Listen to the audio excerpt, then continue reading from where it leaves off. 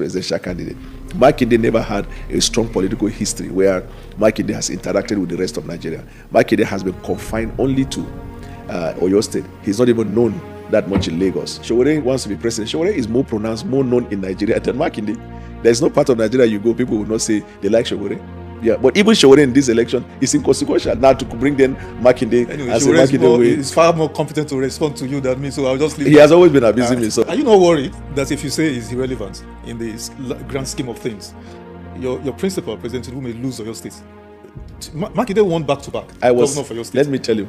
Your principal may lose Oyo State. My principal is winning Oyo. And Osun State. No, because he has supporters also. He will win Oyo in a landslide. I will tell you why. Because he did not win Oyo in last election. Yes, I'm telling you now he will win. Why? The president will win Oyo in a landslide. You think so? Yes, the president will win Osun in a landslide. Forget these people who want to talk politics to politics. The president has expanded the broad base of his support across Nigeria. There's no part of South where president will not be voted for. Look at the way he has increased in the Southeast. We have the governor of Enugu. And look at the work he's doing and the way he's expanding the popularity of the party in the Southeast. In the Southeast, even governors who are not in our party have formed partnership with us. The governor of Anambra, the governor of Abia. You can see the way the president has expanded his broad base. And my guest this morning is Barrister Daniel Bwala, Special Advisor to the President of the Federal Republic of Nigeria on media and policy communications. My dear brother Daniel. Thank you. Good to see you. Thank you. Good to see you too. Another encounter again. In your new studio. Thank you very much. Yeah. You're welcome. Let's get on with it. And somebody told me that your station is an opposition platform. That there is no day the opposition don't come in numbers. I say we accept it. Mm-hmm. Guilty as charged. But the good thing, you should have told them we also give room for right of reply. Sure. You know? Let's start with the Orire abduction saga. Mercifully, we can say now it's ended. It's ended well, though there were losses on all sides. A couple of teachers were lost. Mercifully, also none of the students, either died or suffered any injuries, except maybe psychological. Then the soldiers lost, I think, a lieutenant and then maybe one or two other men. But there are conspiracy theories flying everywhere about the circumstances that led to that operation to rescue them. Can you give us the inside details? If I may ask, what are the conspiracy theories surrounding it? Yes, the official report from maybe the military establishment was that, okay, they had cordoned off the entire area of where the victims were kept for months, and okay, they captured. Part of their strategy was to pick up their relatives of these bandits and then use them as bargaining chip or as counter threats to make sure they don't harm the victims and all of those. And then, of course, there's the other extreme theory that, oh no, don't believe governments. Ransom was paid. We pleaded with them, negotiation and all of those. So that's what I'm saying. Let's set the record straight. I choose to believe the report of the military. Why? Because if you remember, long before now, consistently the personnel from the army and their spokespersons have always said that we have cordoned off the place. But the challenge we're having now is that if we go forcefully, it may lead to the loss of lives. Collateral damage. So if they have been saying it for many months before, for weeks before this incident, then they must have the accurate account. But secondly, I saw on social media, there's a young man, I can't remember his name, who used to give update on security matters. And usually what he does is, whenever any report comes from the army, he'll come and say lie and then give his own version. I saw him coming out to say that what I can confirm to you is that there was no ransom paid in this release. He said, the only thing I disagree, that's the young man, the only thing I disagree is that army that they said, army personnel that they said was killed in the shootout, that the man was killed earlier than that time through ambush. So if the Fiercest critics is saying that no ransom was paid, people should believe. I don't even know why Nigerians, anytime a situation like that occurs, the concern is more about this type of trivialities. For example, when they were in custody, anything else the government says, people will say, look, bring the people alive. That's what matters to us, nothing else. Now the people are back. And instead of rejoicing on that, then people come up with another theory. I know that this is election season. So I'm not surprised that there are so many theories, so many misconceptions, so many misconstruing version of whatever government is doing. But I can tell you that the accurate information is the one that was released by the Nigerian army because they were the ones involved. They were the ones that brought them home. Why has the president not spoken about this at all? I am not aware. So let me ask, what was he supposed to say? As the Commander-in-Chief of the Armed Forces of the Federal Republic of Nigeria, that is an official designation, a constitutional designation. But beyond that, in this environment, we'll call him also, he's designated as a father of the nation. And you think the nation does not deserve to hear from him? Let me give you a scenario. This president is a president of order. And what he tries to avoid at every given time is a situation where unnecessary media coverage will be about the way governance is run. This thing happened in a state that is not governed by APC. And you know how the governor of that state has tried to make a cheap political credit out of it.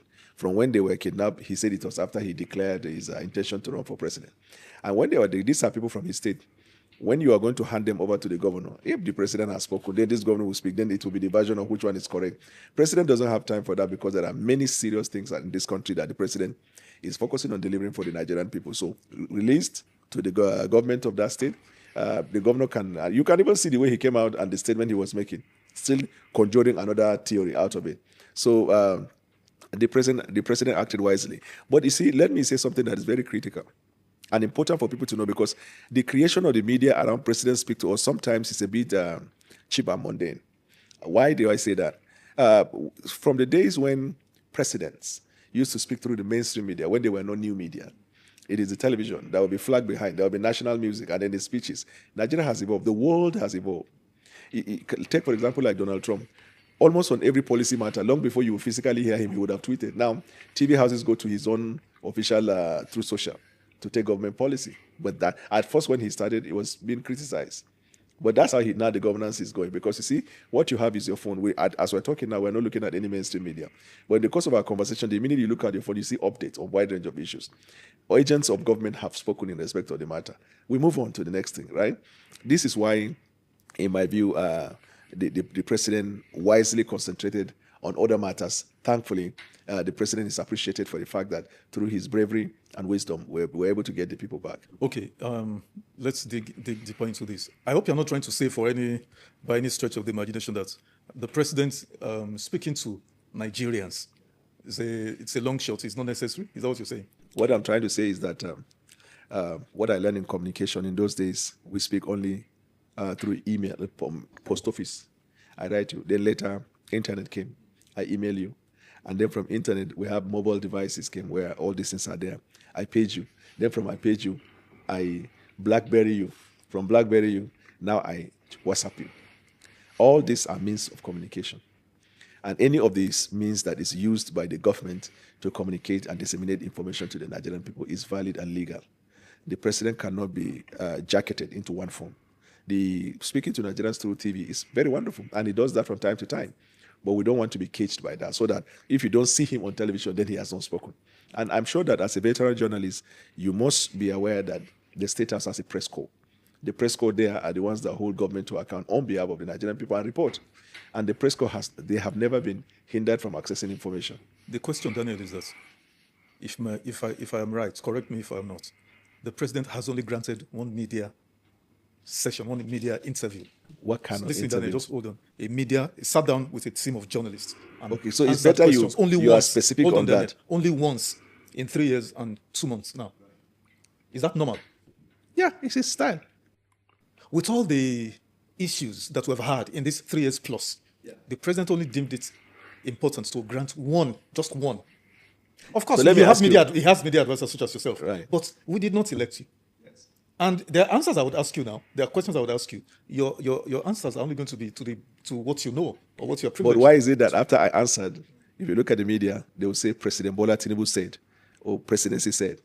Because the media understands the onerous task of the spokespersons for the president. It means the government can be vicariously liable for the statement made by the spokesperson to the president, except if the person at the point in which he was speaking said, these are my personal opinion. Okay, don't let's flog this. Let's delve into this issue of Governor Seyi Makinde alleging a setup, a conspiracy, that it was immediately after he declared to vie for the presidency in 2027 that this abduction... As if it's that relevant in the election. When I listen to Daniel Bwala, when I see the way they defend this incompetent government, when I see the way they defend, I don't know why. This man, if I had to listen to this man, I would laugh. because the way this man carry this government for it, now this same man because they criticize Bwala Tinubu, you know, when they work follow article. Nah, you clap for you understand? Not only that too, he also blast Gbajabiamila, you know, Misguided and Oshore, you understand? He say Misguided, he say nothing win the state. Talk say he go win he go want contest for presidency. He say common states, he say nothing win now. What? Waiting at tick. So, I'm going to let us know on the conversation. One of Sugar Boy.